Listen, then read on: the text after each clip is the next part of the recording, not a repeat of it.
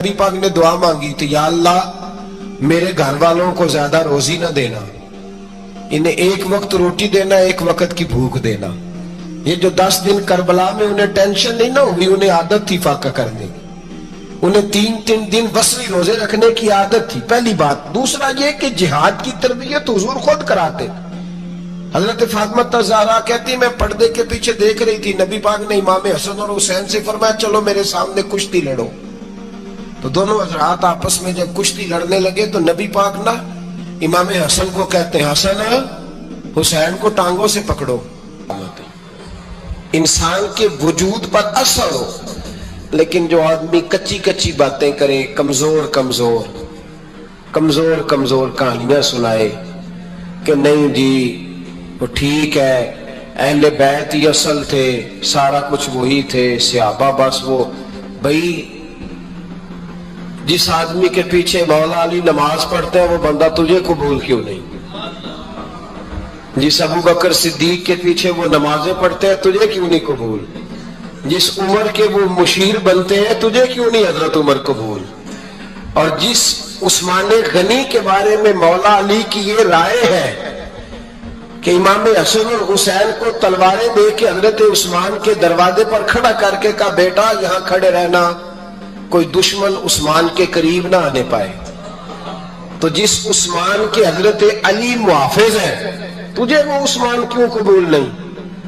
یاد رکھو ہم لعنت بھیجتے ہیں فرقہ واریت پر، امت کو تباہ کرتے ہیں وہ لوگ جو فرقہ واریت پیدا کرتے ہیں۔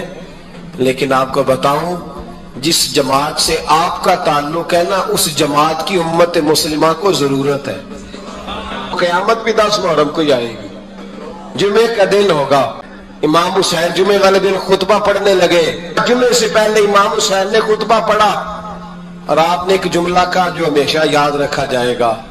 آپ نے فرمایا یزید کو جا کے بتا دو کہ مجھ جیسا تجھ جیسے کی بیعت نہیں کر سکتا۔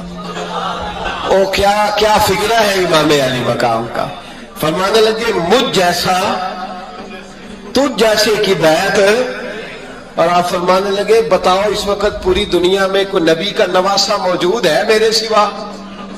حضرت آدم سے لے کر مصطفیٰ کریم تک اس وقت پوری دنیا میں کوئی نبی کا نواسا ہے؟ اور فرمایا اگر میں ہی ہوں پوری کائنات میں، لوگ کہتے ہیں فلانا علامہ صاحب کی تبلیغ بڑی ہے، ہم سے بڑا کون ہوگا تبلیغ کی بات کرنے والا؟ لیکن ڈرو اللہ سے، ڈرو، گمراہ نہ کرو قوم کو۔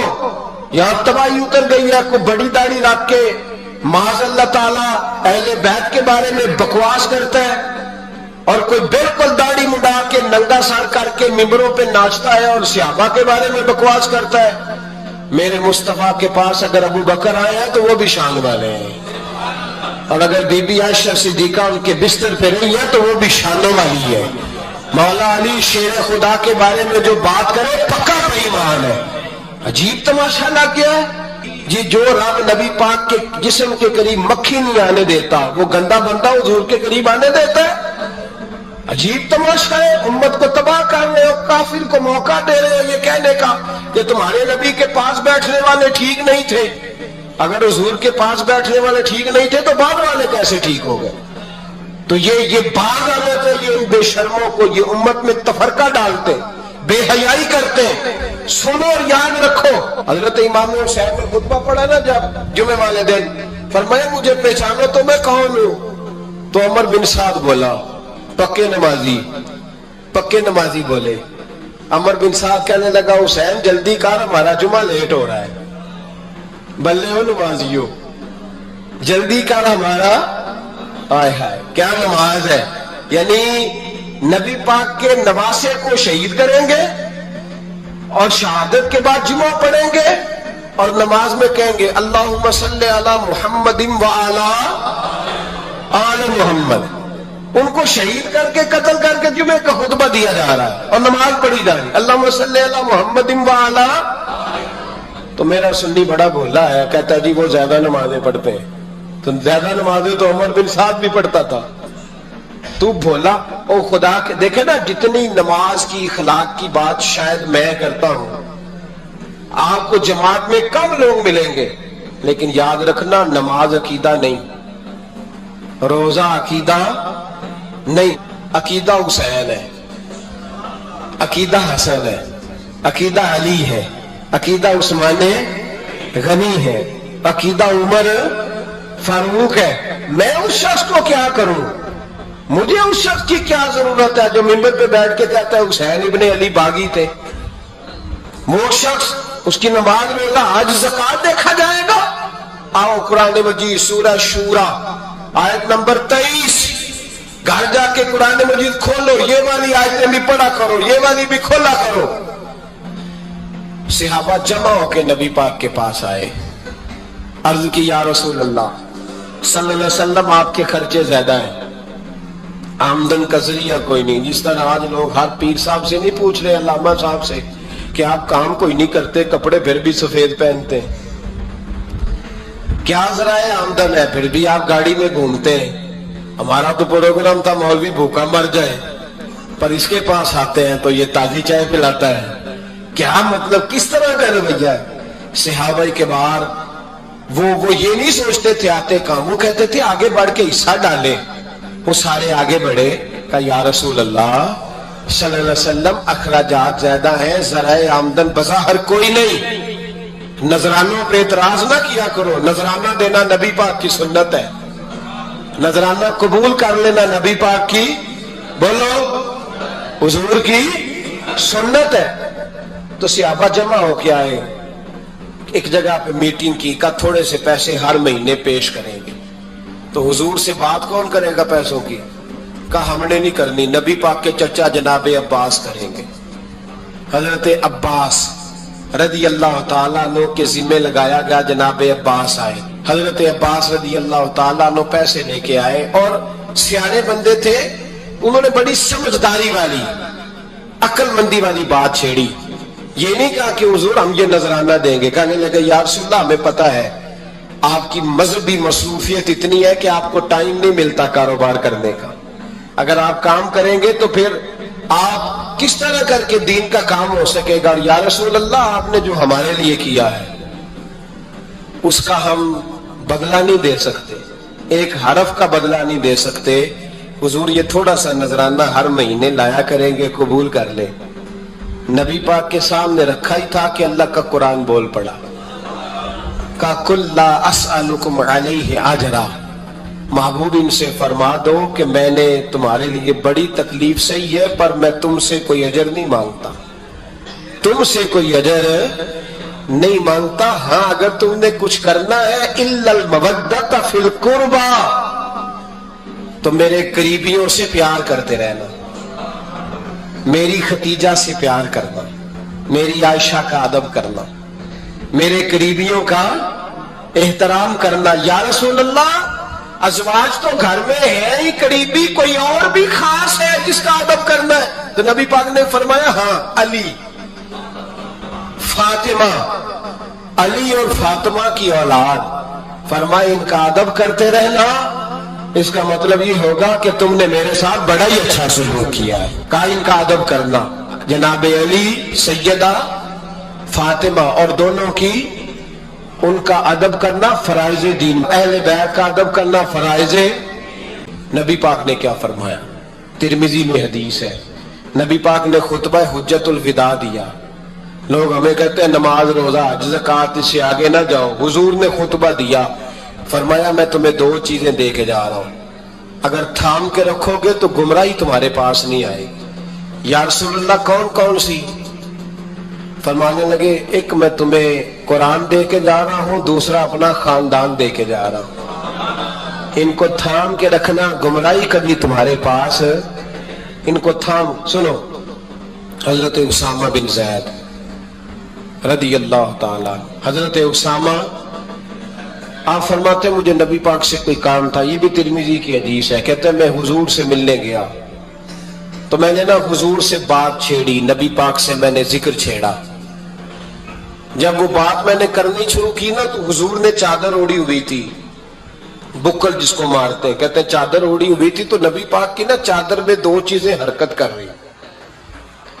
تو جناب اسامہ بن زید رضی اللہ تعالیٰ عنہ فرماتے ہیں بات کرتے کرتے میری توجہ جب ادھر گئی تو میں اصل بات ہی بھول گیا.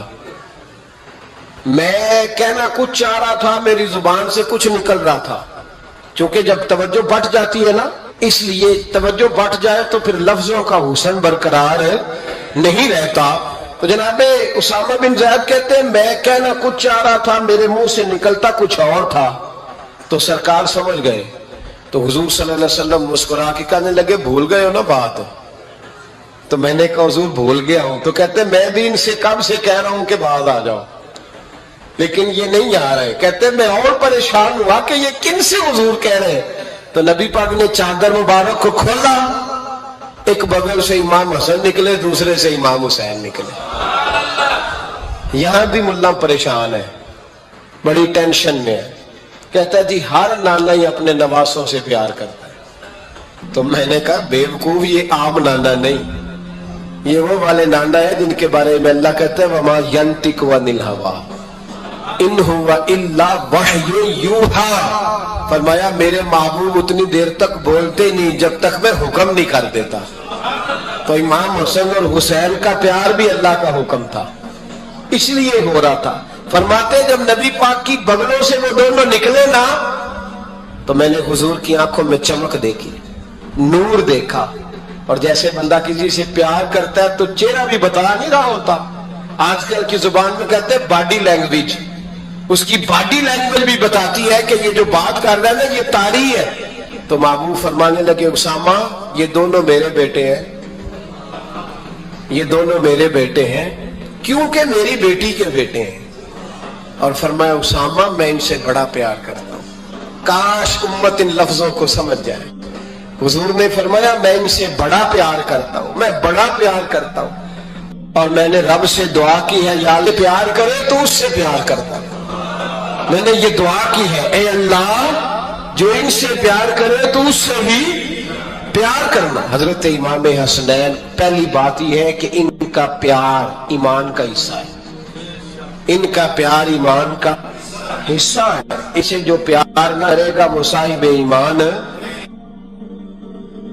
ابن جوزی نے لکھا ہے سینکڑوں سال پہلے, آج کے کسی عالم کی بات بتاتا تو لوگ انکار کرتے. سینکڑوں سال کہتے ہیں بلخ میں قحط پڑ گیا, لوگ ہجرت کر کے سمرقند آ گئے. ایک سیدوں کا خاندان بھی آیا, ایک ایسی خاتون بھی آئی جس کے ساتھ 3 بیٹیاں تھی, بیٹا بھی کوئی نہیں, خاوند فوت ہو گیا. مسجد کے ساتھ مہمان خانے بنے ہوتے تھے, وہاں اس نے بچوں کو ٹھہرایا اور نکلی سمرقند میں کہ کوئی آدمی مل جائے. تو وہ سیٹھ صاحب چودھری صاحب کہنے لگے مجھے کیسے پتا چلے گا تو سید ہے, مجھے بتاؤ. کسی کو چوک میں کھڑا کر کے کہا جائے بتاؤ تو کون ہوتا ہے, اس شخص کا کیا اشر ہوتا ہے, کیا حال ہوتا ہے. کہا کیسے پتا چلے گا. تو سید زادی نے اپنا پلو کھولا اور اپنے آنسو دونوں آنکھوں سے صاف کیے. تو کہنے لگی اللہ تیرا بھلا کرے, میں ثابت نہیں کر سکتی کہ میں حضور کا خاندان, میرے پاس کوئی دلیل نہیں, میں نہیں بتا سکتی. چل ٹھیک ہے, چلی گئی. کسی نے بتایا کہ یہاں ایک یہودی بھی رہتا ہے, وہ بڑا سخی ہے, یا آتش پرست ہے, یا پارسی ہے کافر غیر, سخی بڑا ہے. اس کے پاس گئی, بیٹھی رہی, لوگ بیٹھے تھے. جب چلے گئے تو قریب گئی, کہنے لگی مجبور ہوں, پریشان ہوں, غریب نہیں ہوں. کہنے لگا بی بی تجھے کبھی دیکھا نہیں, سمرقند کی اتنی آبادی نہیں, میں سارے شہر, تو کون ہے. تو کہنے لگی تعارف نہ ہی پوچھے تو اچھا ہے. اس نے کہا چلو اگر پتہ چل جائے تو. کہنے لگی میں مسلمانوں کے نبی کی اولاد ہوں, مسلمانوں. اس نے کہا پیغمبر خدا کی اولاد. اٹھ کے کھڑا ہو گیا, بی بی کو ساتھ لیا, گھر گیا. کہنے لگا جو صاف ستھرا کمرہ ہے نا اسے پھر دھو ڈالو, ایک دفعہ پھر دھو ڈالو. کمرہ دھلایا, صاف کرایا. پھر کہنے لگا بی بی میرے برتن زیادہ صاف ستھرے نہیں, میں نئے نہ خرید کے لا دوں. پھر نئے برتن لایا. پھر اپنے بچوں سے کہنے لگا اونچا نہ بھولنا کہ سیدہ فاطمہ کی شہزادیاں آئی. یہاں کوئی شخص اونچی بات نہ کرے. پھر کہنے لگا بی بی جو میرا بالکل طیب اور حلال رزق ہے نا یہ اس میں سے لنگر ہے، لیکن چونکہ میں غیر مسلم ہوں مجھے سلیقے نہیں آتے، جیسا تیسا بھی ہو نا اسے قبول کر لینا. خاتون کو کہنے لگا یہ گھر ہے، جب تک جی چاہے یہاں رہنا اور دیکھنا، ہو سکے تو رات اپنے نبی سے سفارش کرنا، میرا بھی کوئی مسئلہ، میری بھی کوئی قبولیت کہیں ہو جائے. وہ مسلمان کہلانے والا رات کو سویا. کہتے جنت سجی ہوئی ہے، لوگ جنت میں جا رہے ہیں، لائنیں لگی ہوئی ہیں، نبی پاک لوگوں کو جنت میں بھیج رہے ہیں. میں بھی دوڑ کے لائن میں لگ گیا، فرشتے نے میرا بازو پکڑا کہ پیچھے ہٹ. تو میں دوڑ کے حضور کی بارگاہ میں گیا. میں حضور سارے جنت میں جا رہے ہیں کہ مجھے نہیں جانے دیتا. تو نبی پاک نے فرمایا تو کون ہے؟ کہ یا رسول اللہ میں مسلمان ہوں. کہتے حضور مجھ سے فرمانے لگے کوئی دلیل ہے تیرے پاس؟ دلیل ہے کوئی تیرے پاس؟ تو میں چپ کر گیا. فرمایا میری بیٹی تیرے دروازے پر آئی گئی تھی تو دلیلیں پوچھنے لگ گیا تھا. میں جا دوڑ جا. سویرے آنکھ کھلی تو گلیوں میں ڈھونڈتا پھرتا ہے، تلاش کرتا پھرتا ہے، کونے کونے میں جاتا ہے وہ سادات کا گھرانہ کہاں گیا. ڈھونڈتے ڈھونڈتے اس غیر مسلم کے دروازے پہ جا کے پہچان لیا. تو کہنے لگا خدا کا واسطہ جو تو نے نوکری کی ہے نا ان کی مجھ سے 11 گنا لے لے، یہ سادات کا گھر مجھے دے دے. تو کہنے لگا کل تو آتا تو شاید بات اور ہوتی، آج بات اور ہے.